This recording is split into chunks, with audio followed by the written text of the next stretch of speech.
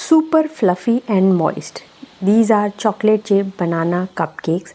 ये मेरे बेटे के फेवरेट हैं। जब मैंने इसे बनाया तो उस इवनिंग उसके फ्रेंड्स भी आ गए और जैसे ही मैंने अवन से बाहर निकाला सब बोलने लगे आंटी मुझे भी चाहिए, मुझे भी चाहिए। तो इमीडिएटली 4 से 5 कप केक ख़त्म हो गए। तो ये इतने डिलीशियस और सॉफ्ट बनते हैं कि मेरे ही बेटे को नहीं, जब आप भी अपने घर में बनाएंगे तो आपके फैमिली मेम्बर्स और बच्चों को बहुत पसंद आएगा।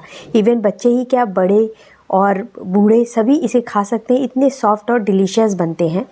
सो चलिए हम इसकी रेसिपी स्टार्ट करते हैं। तो अगर आपने मेरे चैनल को अब तक सब्सक्राइब नहीं किया है तो प्लीज़ आप कर लें। तो चलिए स्टार्ट करते हैं रेसिपी। तो इसके लिए एक बोल में मैंने 2 कप मैदा ले लिया है।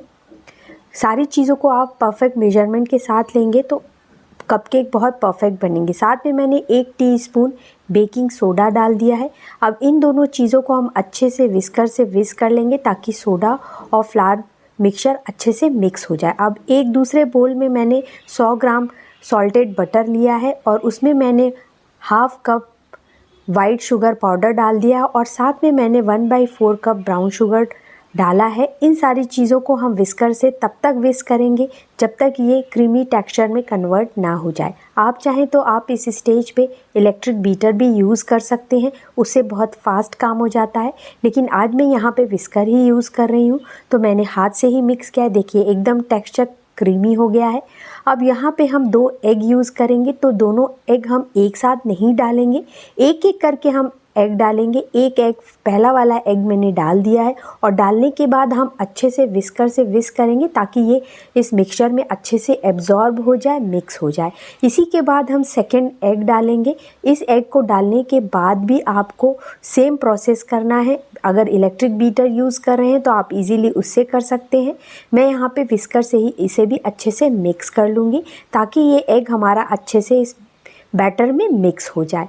इस बैटर में मिक्स करने के बाद अब इस स्टेज पे यहाँ पे हम 1 टीस्पून वनीला एसेंस डाल देंगे। अगर आपके पास एक्सट्रैक्ट है तो आप वो डालें, उससे बहुत ज़्यादा अच्छा टेस्ट आता है और इस एसेंस से भी काफ़ी अच्छा वनीला का फ्लेवर और टेस्ट आता है।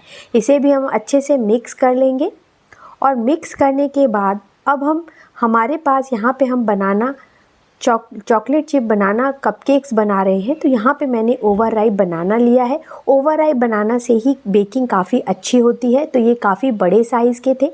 अगर आपके पास छोटे बनाना है तो आप वो 3 यूज़ कर सकते हैं। मैंने यहाँ पे 2 ही यूज़ किए हैं। तो उनको पीसेज में तोड़ करके मैंने एक फोक से एक अलग बोल में इनको अच्छे से हम मैश कर लेंगे। आप चाहें तो आप ये काम अपने ग्राइंडर जार में भी कर सकते हैं। मैंने फोक से ही कर लिया। ये देखिए अच्छे से मैश हो गया है। अब इन मैश बनाना को हमारा जो बटर शुगर का मिक्सचर है हम उसमें ऐड कर देंगे। ऐड करने के बाद भी हम इसे अच्छे से मिक्स कर लेंगे ताकि जो बनाना मैश्ड बनाना है वो अच्छे से मिक्सचर में मिक्स हो जाए, कहीं पर भी उसके ज़्यादा एक साथ कलेक्टेड फॉर्म में ना रहे। तो अच्छे से आप विस्कर से विस्क कर लें। ये देखिए अच्छे से मिक्स हो गया। अब इस स्टेज पे हमारा जो फ्लावर मिक्सचर था मैदा और सोडे का, बेकिंग सोडे का, उसे हम इसमें डाल देंगे और अब हम विस्कर से मिक्स नहीं करेंगे। अब हम यहाँ पे स्पैचुला यूज़ करेंगे और एक ही डायरेक्शन में हल्के हाथों से हम ये मिक्स कर लेंगे। ये देखिए एक ही डायरेक्शन में आप इसे अच्छे से मिक्स करें तो फ्लावर मिक्सचर इस बटर मिक्सचर के साथ अच्छे से मिक्स हो जाएगा। और आपको अगर ये थिक लग रहा है आप इसमें कुछ भी लिक्विड दूध या कुछ भी ऐड करने की गलती ना करें। यहाँ पे मैंने 1 कप चोको चिप्स लिए हैं, चॉकलेट चिप्स। तो यहाँ पे मैं ओनली 3/4 ही मैं यहाँ पे इसमें ऐड करूँगी। 1/4 कप मैं गार्निशिंग के लिए रखूँगी, बेकिंग से पहले मैं डालूँगी। तो चॉकलेट चिप्स को भी मैंने अच्छे से इसमें मिक्स कर लिया है। ये देखिए मिक्सचर हमारा कपकेक्स के लिए बिल्कुल बन के तैयार हो गया है। अब स्पैचुला को भी हटा के यहाँ पे जो हमारे पास आइसक्रीम स्कूपर होता है उससे मैंने यहाँ पे कपकेक मोल्ड में मैंने लाइन लगा दिया है, लाइनर्स लगा दिए हैं। अब उसमें मैं डाल रही हूँ। हर कपकेक के कैविटी में आपको 3/4 ही फिल करना है और 1/4 आपको ऊपर से छोड़ देना है, क्योंकि जब ये कपकेक बेक होंगे तो इनका साइज़ बढ़ेगा, ये ऊपर से राइज़ करेंगे। और अगर आप एक स्टार्टिंग में ही फिल कर देंगे तो राइज़ होने के बाद मटेरियल बाहर आएगा और उससे कपकेक की शेप भी ख़राब हो जाएगी। तो आप 3/4 तक ही आप इसको फिल करें। फिल करने के बाद तो इतनी क्वांटिटी में आपको नॉर्मल साइज़ के 12 कपकेक बन के तैयार हो जाते हैं, वो आपको मिल जाएंगे। तो ये देखिए इस तरह से आप कर दें। और ऊपर से यहाँ पे मैंने 1/4 कप चॉकलेट चिप्स जो मैंने सेव किए थे, मैं उनको ऊपर से इसमें डाल दूँगी ताकि जब ये बेक हो तो इनका बहुत ही अच्छा लुक आए। बहुत ही टेम्पटिंग लगते हैं जब ये बेक होके निकलते हैं। टैप कर दें ताकि जो भी गैप हो वो फिल हो जाए इस बैटर से। ये देखिए 6 कपकेक ये बन के इसमें मैंने लगा दिए हैं। और अब मेरे यहाँ पे देखिए मैंने चॉकलेट चिप ऊपर से डाल दिए, स्प्रिंकल कर दिया है। और यहाँ पे अभी ऑलमोस्ट 6 कपकेक और बन जाएंगे। तो मेरे पास सिलिकॉन मोल्ड है, मैंने बाकी के 6 कपकेक मैंने उसमें प्रिपेयर किए हैं।